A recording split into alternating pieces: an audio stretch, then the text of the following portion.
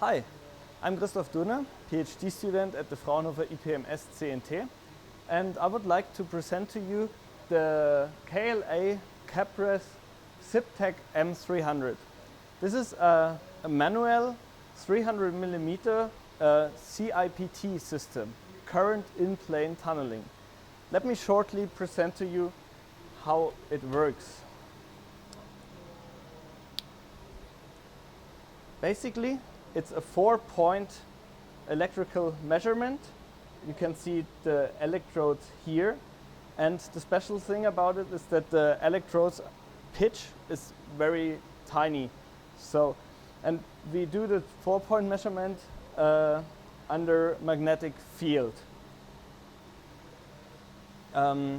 Application for this are magnetic storage devices such as MRAM or racetrack, but also magnetic sensors.